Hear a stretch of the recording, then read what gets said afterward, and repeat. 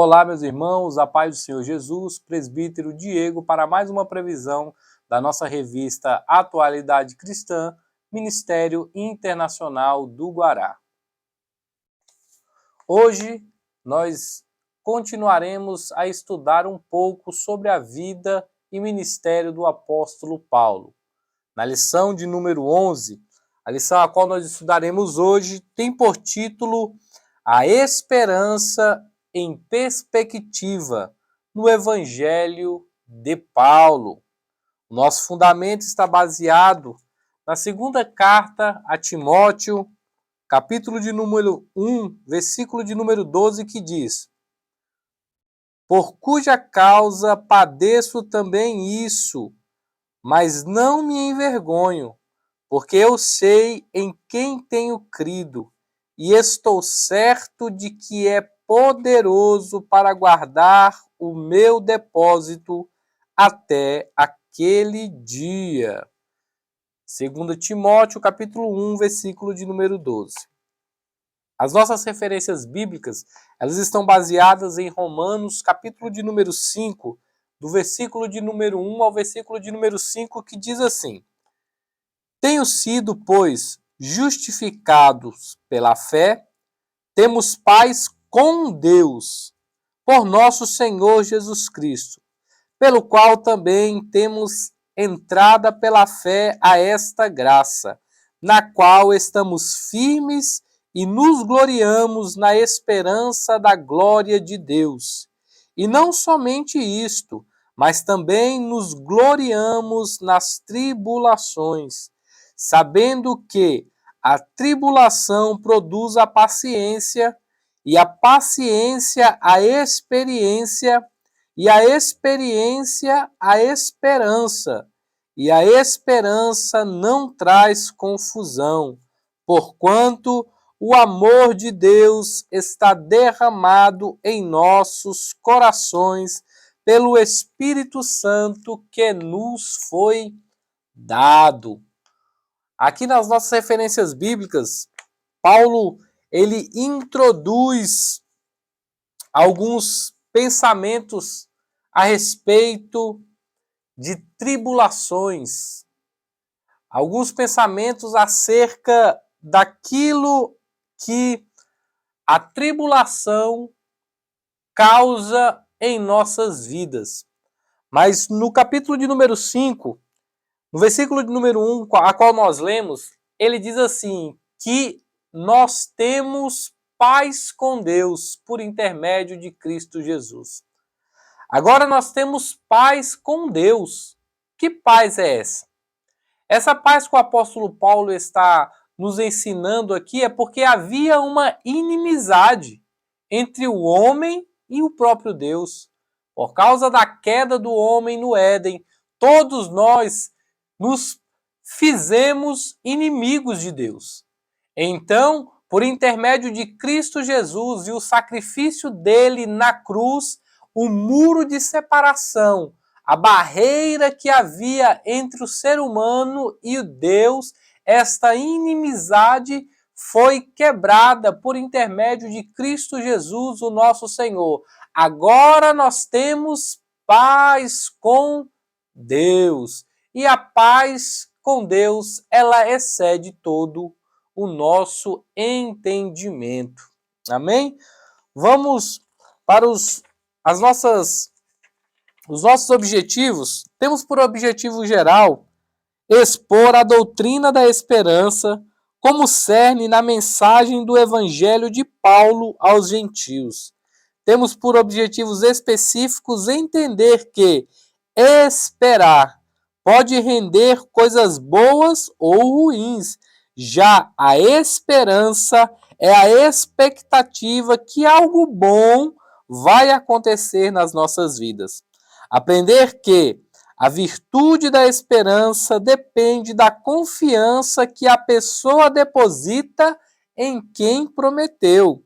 E também vamos aprender que, em relação ao Senhor, esperar se expressa em dois viés: esperar no Senhor e esperar o Senhor. A nossa introdução diz assim: Paulo se dirige aos gentios da circuncisão e aos gentios, em geral, para lhes descortinar um novo horizonte, o da esperança. Era uma visão que eles nunca imaginavam ter. Uma porta aberta para a eternidade por meio do contato pessoal com uma divindade que, neste caso em especial, é Jesus, o nosso Senhor e Salvador. Paulo foi instrumento de Deus, que apresentou Jesus como Deus acessível a todos os que buscam, porque até então os gentios só conheciam suas divindades de ouvir falar, além de não terem nenhuma expectativa concreta pós-morte. Então, na introdução aqui, o escritor já traz a alusão, o que Paulo tenta nos ensinar, através da experiência a qual ele teve com o nosso Senhor Jesus Cristo. Ele veio, tem um encontro com Cristo a caminho de Damasco. Ali Deus o comissiona para ser apóstolo dos gentios, porque já estava no plano da eternidade que Paulo seria este instrumento de Deus para esta obra a qual ele o designou desde a eternidade. Então, nós sabemos que Deus, ele é acessível a nós por intermédio de Cristo Jesus. Não existe mais barreiras, porque nós agora somos filhos de Deus, co-herdeiros em Cristo Jesus, e temos acesso a Ele.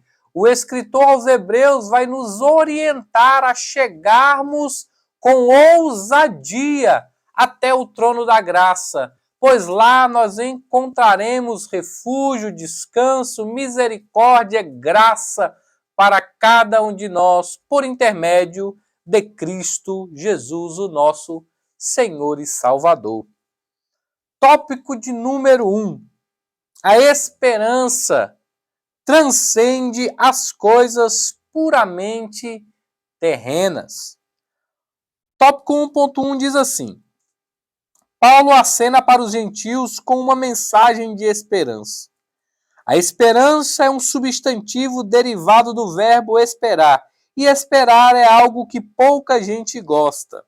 Embora na vida do crente ela seja uma virtude e uma necessidade, o que não nos convém é esperar por quem não vem.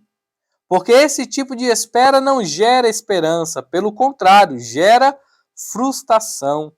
Esperança é a expectativa de algo bom, aprazível e edificante que vai acontecer na nossa vista. O salmista disse assim: esperei com paciência no Senhor, e ele inclinou para mim e ouviu o meu clamor. Salmo de número 40, no verso de número 1, perdão. Há um ditado recorrente entre as pessoas que diz: a esperança é a última que morre.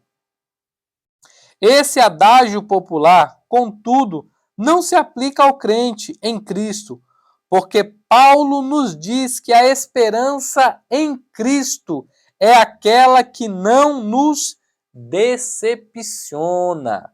Aqui, irmãos, nós já temos que ter em mente que a esperança que nós temos não está em governos, não está em homens, em mulheres, não está no líder religioso que está à nossa frente, não. A nossa esperança está em Cristo Jesus, o nosso Senhor, porque Ele é o único que não vai nos decepcionar, porque Ele não falha, nunca falhou e nunca falhará. A esperança, tópico 1.2, viabiliza a nossa vida espiritual. Veja como é importante nós termos a esperança em Deus, que ela vai fazer o que? Ela vai edificar a nossa vida espiritual também. A capacidade de esperar é o que diferencia um crente vitorioso de um vacilante. Se a esperança deriva da capacidade de esperar, a impaciência para não esperar é uma desesperança, o mesmo que desespero.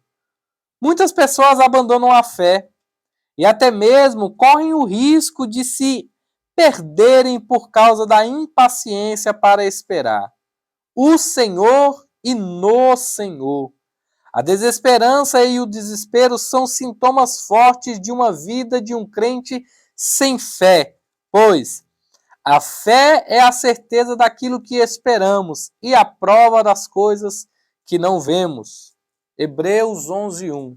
Então, a fé, a esperança é nós não vermos o que tem além, mas nós confiarmos que Cristo já preparou tudo para nós. Ele já foi à nossa frente. Assim como ele disse que fora ao céu preparar lugar, ele já foi à frente preparando o caminho para nós passarmos. O desespero, o oposto da esperança, é uma prova da nossa desconfiança em quem nos prometeu. O evangelho que Paulo trouxe aos gentios tinha esse ingrediente inédito em relação à salvação e à vida futura. A humanidade, de fato, nunca confia em seus ídolos, pois eles não têm para dar, principalmente, esperança. Então, irmãos, o que o apóstolo Paulo está tentando nos dizer é que nós não podemos desconfiar de Deus. Nós não podemos ter nenhum tipo de dúvida que Deus ele é poderoso para fazer aquilo a qual ele nos prometeu. Porque ele é fiel para cumprir. Ele é aquele que zela e vela pela sua palavra. Ele é aquele que estava no princípio com Deus. Tudo foi feito por ele, por intermédio dele. E nada do que se tem feito sem ele houver a ser feito ou criado. Tudo foi por intermédio de Cristo. Então nós não podemos duvidar dele. E nós temos que saber que não é apenas ídolos humanos. Nós não estamos depositando as nossas esperanças em pessoas ou em ídolos de barro. Não. Nós estamos depositando a nossa esperança e a nossa confiança em Cristo Jesus, o nosso Senhor. Tópico 1.3. Paulo anuncia para os gentios uma mensagem de esperança. O evangelho que Paulo trouxe aos gentios tinha essa boa nova em relação à salvação e à vida futura. Se o futuro a Deus pertence, como dizem comumente, contudo, o crente, pela fé, pode ir cimentando este caminho com as argamassas da fé e da esperança, até Jesus voltar. O cristianismo é a religião que traz a mais cristalina de todas as promessas feitas por uma divindade para os seus fiéis. O teor desta promessa se encontra em João, capítulo de número 14, no versículo 1 ao versículo 3. Não existe promessa desta natureza em nenhuma outra religião mundial, politeísta ou monoteísta. A vinda do Mestre para nos buscar, para morar com Ele, é o que mantém acesa a chama da nossa esperança. A humanidade nos dias de Paulo vivia uma vida de idolatria, prostituição e depravação total, sem medida, exatamente pela falta de esperança no além. Quem não tem Jesus na vida não tem por que ter fé, santidade e consequente a esperança. Irmãos, nós temos que ter aqui em mente que a mensagem que o apóstolo Paulo pregou foi uma mensagem de esperança além desta vida. Ele vai falar, se nós esperarmos em Cristo só nesta vida, nós somos os mais miseráveis dos homens. Porque Cristo, ele não veio nos prometer coisas terrenas. Por mais que ele possa nos dar, por mais que ele possa conceder um emprego bom, uma casa boa, uma vida estabilizada, não. A nossa esperança é de uma vida no porvir. João 3,16 vai dizer que Deus amou o mundo de uma maneira sem medida, para que nós não perecêssemos, mas que nós tivéssemos o quê? Uma vida eterna com Ele. Lá em João, capítulo de número 14, ele vai falar que ele está indo ao Pai para que os seus discípulos também vão para onde ele está indo. E aí Tomé pergunta, para onde o Senhor vai se nós nem sabemos qual é o caminho a ser seguido? E ele vai dizer que ele é o caminho, ele é a verdade e só nele a vida. Por isso nós temos que ter em mente que Cristo nos prometeu algo além. Lá na sua primeira carta aos Tessalonicenses, no capítulo de número 4, no versículo de número 17, o apóstolo Paulo vai dizer que num instante, num momento, num abrir e fechar de olhos, ante o som da última trombeta, os mortos em Cristo ressuscitarão primeiro. E nós, se ainda estivermos vivos, seremos arrebatados aos ares, ao encontro do Mestre, para após o encontro com Cristo, nós adentrarmos nas moradas eternas, participarmos do tribunal de Cristo e das bodas do Cordeiro. Essa é a maior esperança que Cristo deixou para mim e para você, porque fiel é aquele que nos prometeu. Ele foi e voltará para nos buscar. E nós temos que ter isso em mente. Nenhuma das suas palavras deixou de se cumprir. Está lá no livro de Josué, no capítulo de número 21, no versículo de número 45. Nenhuma palavra, nenhuma promessa de Deus ao povo de Israel caiu por terra. Então, se nenhuma das palavras que ele prometeu a Israel caiu por terra, da mesma forma, nós temos a esperança e a confiança de que nada que ele nos prometeu deixará de se cumprir. Amém?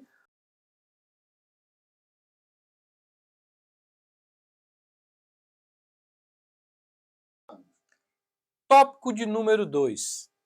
A esperança depende da confiança em quem promete.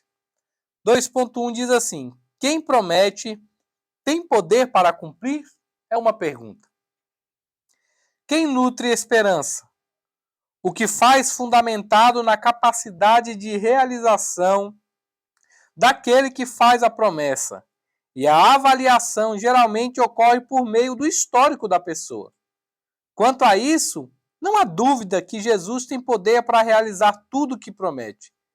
Foi-me dada toda a autoridade no céu e na terra, e eu estarei sempre com vocês até o fim dos tempos. Mateus capítulo de número 28, versículo 18 ao 20. Paulo, ao apresentar Jesus para os gentios, estava estribado no próprio ensino do Mestre. A esperança de um final feliz para os gentios na consumação dos séculos. Foi prometido por quem tem poder para realizar. Ao marginal que estava ao seu lado na cruz, Jesus disse: em verdade te digo que ainda hoje estarás comigo no paraíso. Qual divindade grega, romana ou de qualquer outro povo poderia fazer tal promessa para os seus fiéis? Nenhuma. Então aqui nós temos que fazer uma pergunta. Quem promete? Tem poder para cumprir?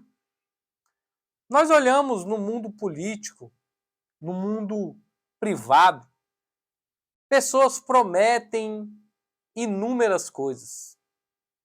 Em épocas difíceis, as pessoas prometem te fazer coisas que lhe agradam no futuro.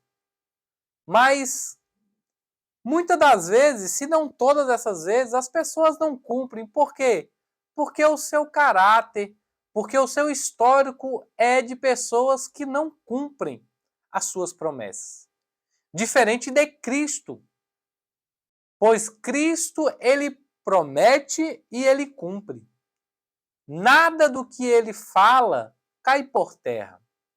Lá em Gênesis, capítulo de número 3, quando Deus fala a sentença do homem, que da semente da mulher viria um que pisaria a cabeça da serpente e ele lhe feriria o calcanhar.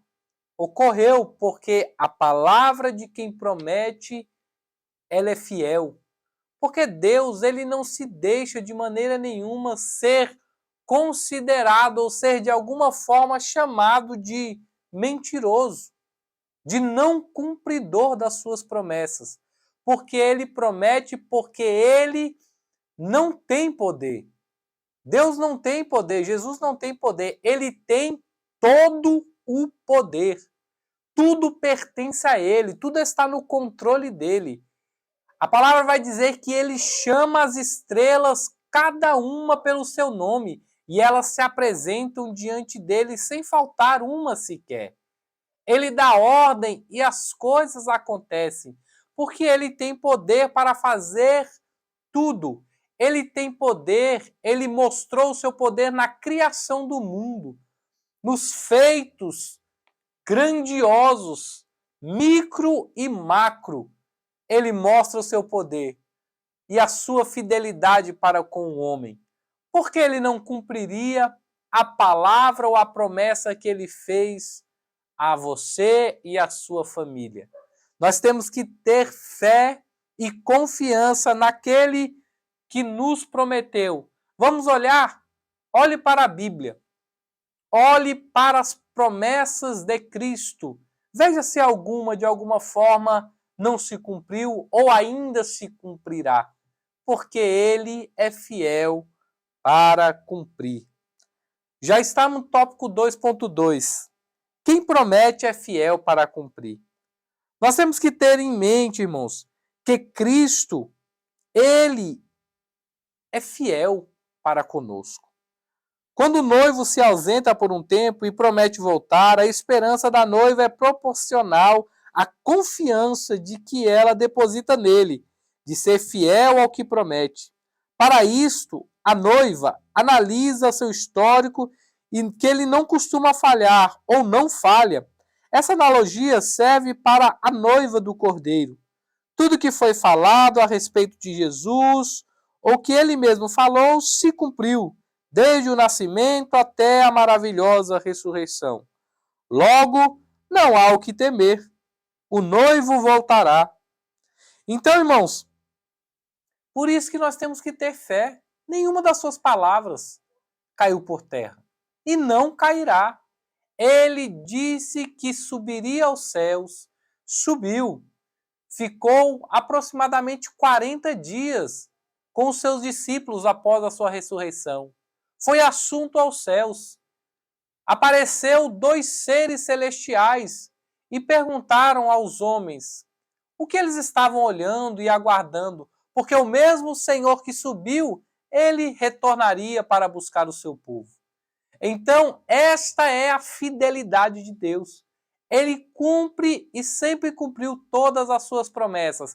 E se ele falou que iria voltar, ele voltará. E nós estamos ansiosos, aguardando o retorno do nosso Rei, o nosso Senhor e Salvador, Jesus Cristo, pois ele voltará. Esta palavra é digna de confiança. Se morremos com ele também viveremos. Se perseverarmos com ele, também reinaremos. Se nós formos infiéis, ele permanece fiel, pois não pode negar-se a si mesmo. 2 Timóteo 2, versículos 11 a 13. Irmãos, se eu e você falharmos, porque nós somos homens e mulheres falhos e tendenciosos a errar, a não sermos fiéis com as nossas palavras, Jesus, ele é fiel e sempre será fiel com a sua palavra. Deus pode e sabe que pode. 2.3.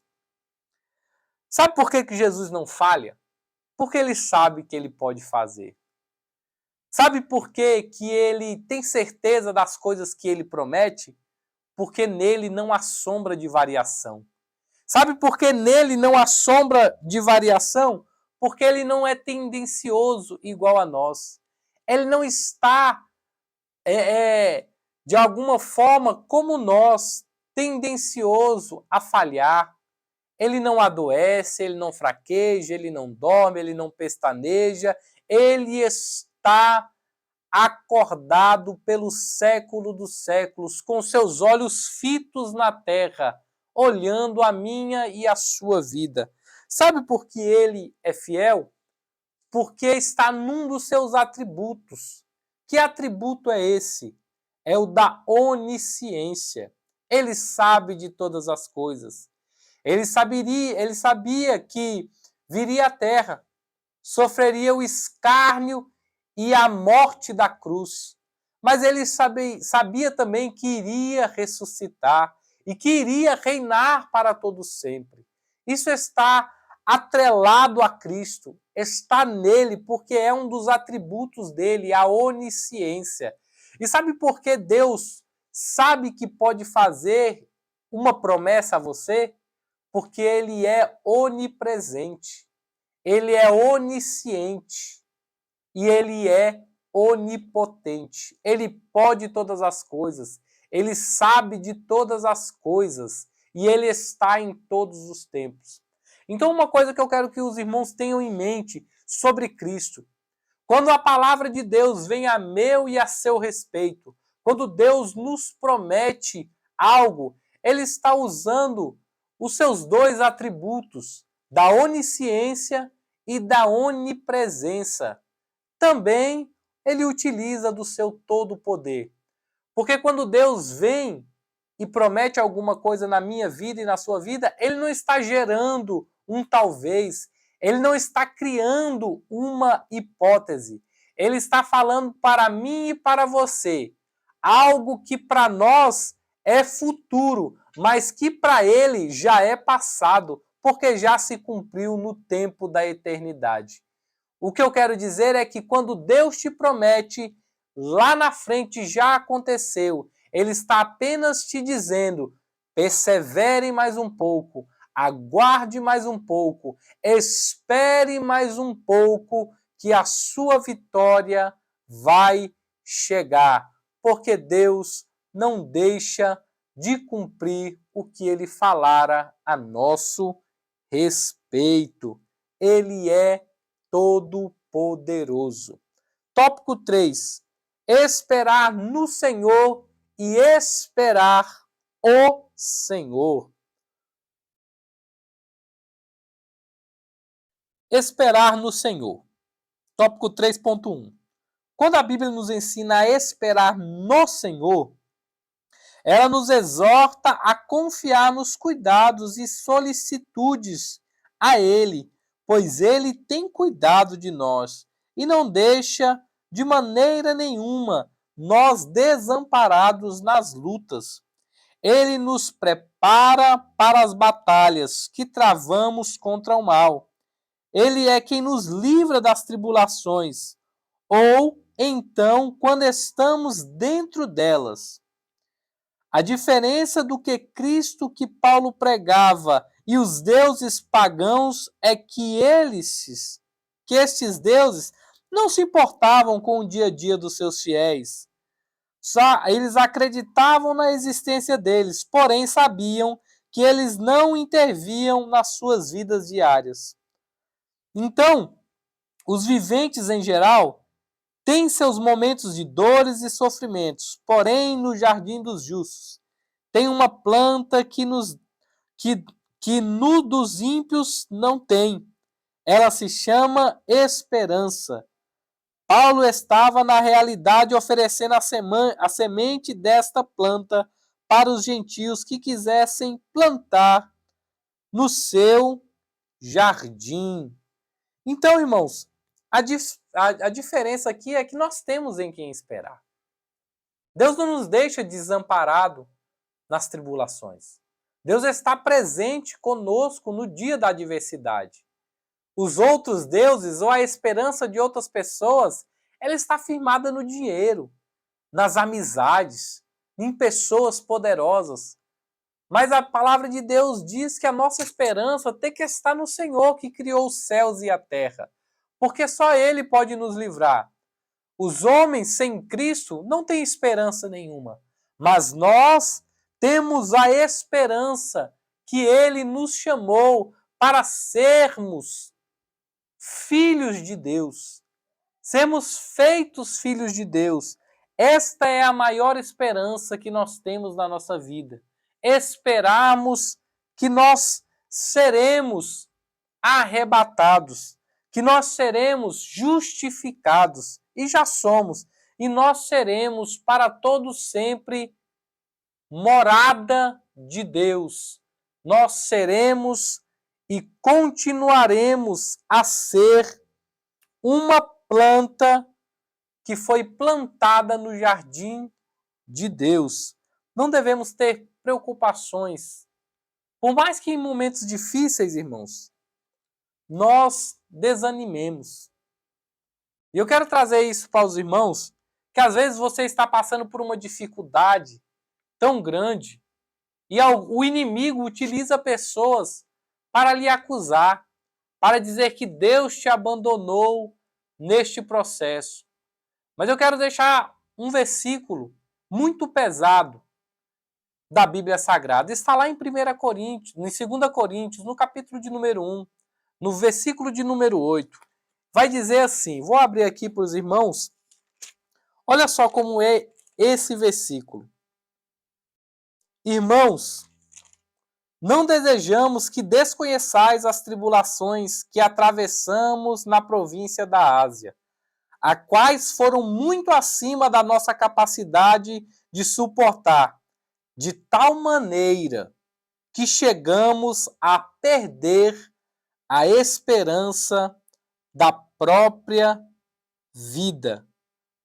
Mas o versículo 9 diz assim: de fato já tínhamos em nós a sentença de morte, para que não confiássemos em nós mesmos, mas somente em Deus, que ressuscita os mortos.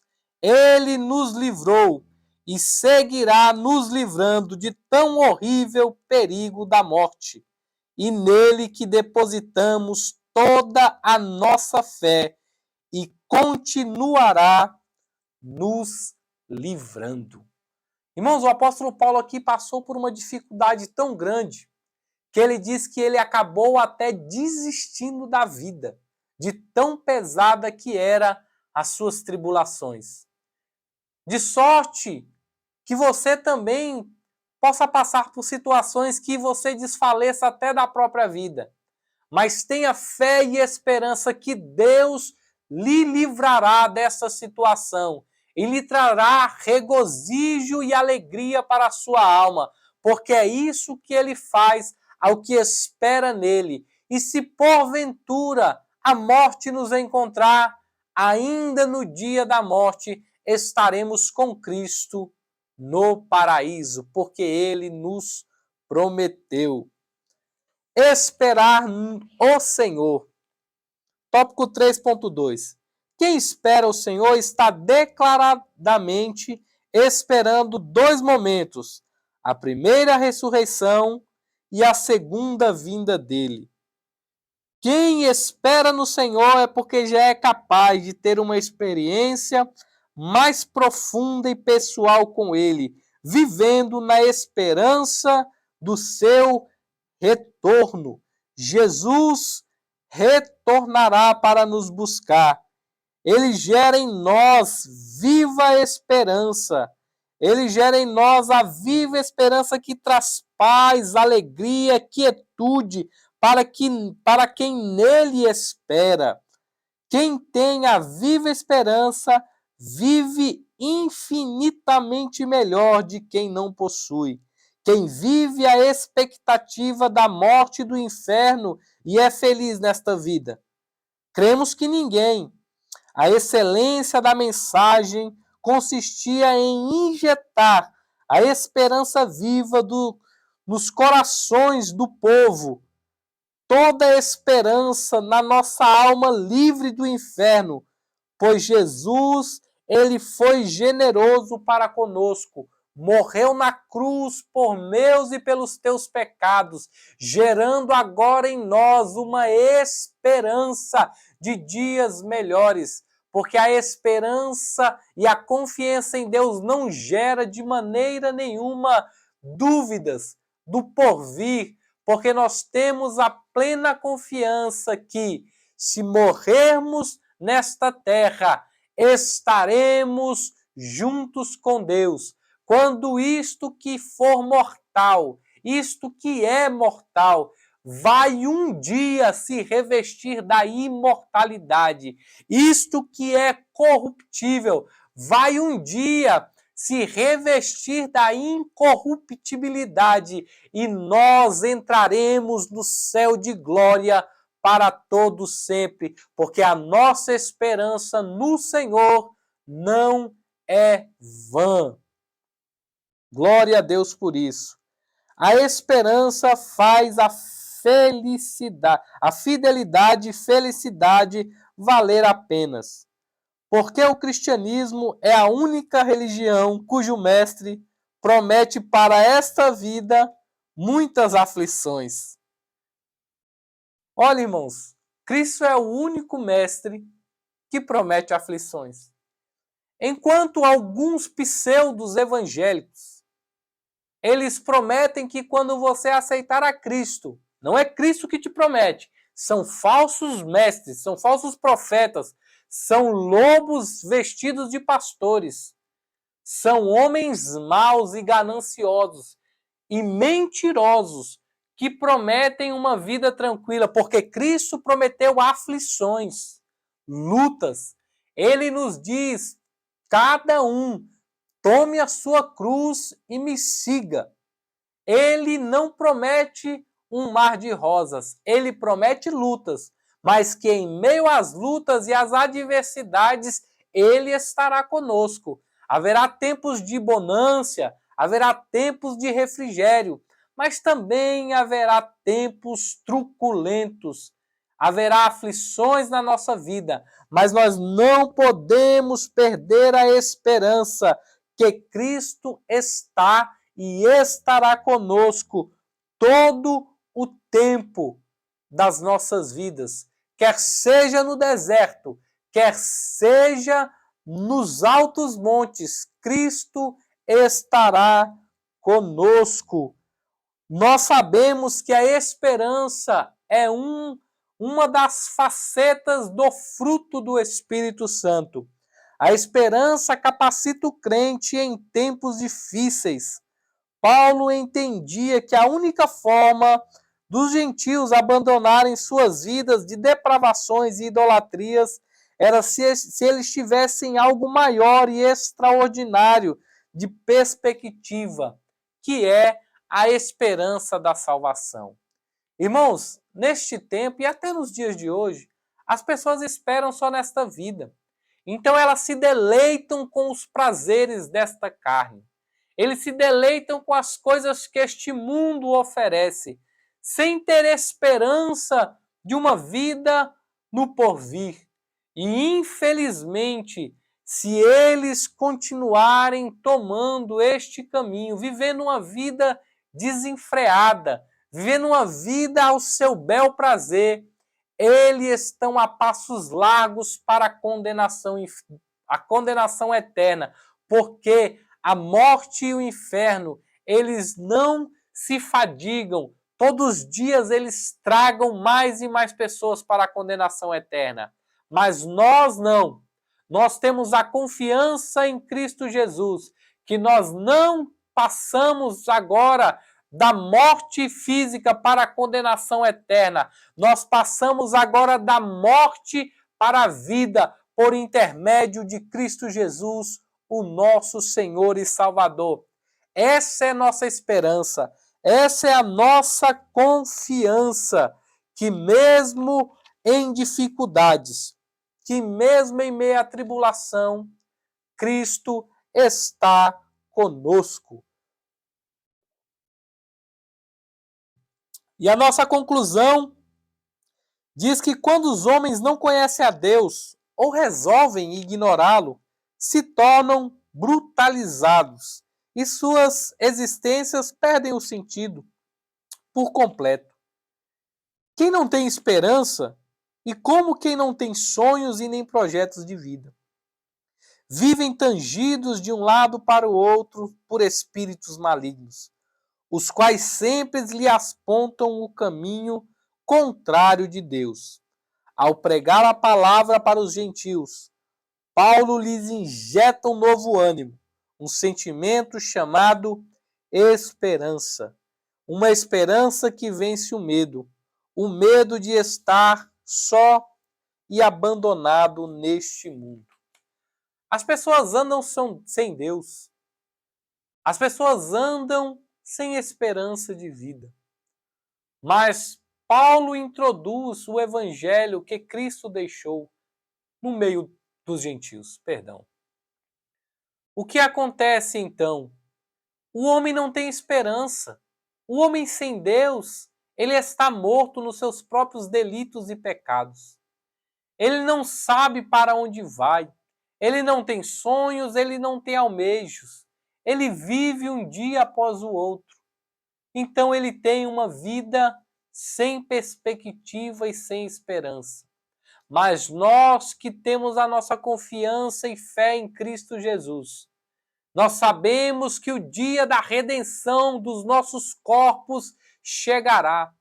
Nós sabemos que um dia ele voltará. Nós temos a fé e a esperança de morarmos com ele eternamente nas mansões celestiais, no paraíso, quer seja ele no céu, quer seja num novo céu e numa nova terra. A nossa esperança está que um dia nós estaremos com Cristo para todo sempre na cidade celestial. Lá não necessitará de sol para clarear o dia, nem da lua para clarear a noite, porque a sua glória e a sua presença clareará todo o universo. Essa é a nossa esperança. Ele será o nosso Deus e nós seremos povo dele para toda a eternidade. Então, se você está passando por momentos difíceis, não perca a esperança. Está passando por momentos de tribulações que você perdeu até a esperança da sua vida, retorne o ânimo, olhe para o alvo, tenha fé em Cristo Jesus, porque ele trará novamente alegria para a sua vida. O que você está passando é apenas um momento de tribulação, mas já foi lido aqui e está lá em Romanos capítulo 5. A esperança vai gerar em você coisas que você nunca imaginou. Por quê? Porque você está esperando em Cristo Jesus, o nosso Senhor e Salvador. Espero que os irmãos tenham aprendido um pouco. Não deixe de participar da nossa escola bíblica dominical. Inicia-se domingo às 9 horas da manhã. Que Deus abençoe os irmãos e até uma próxima, se assim Deus nos permitir.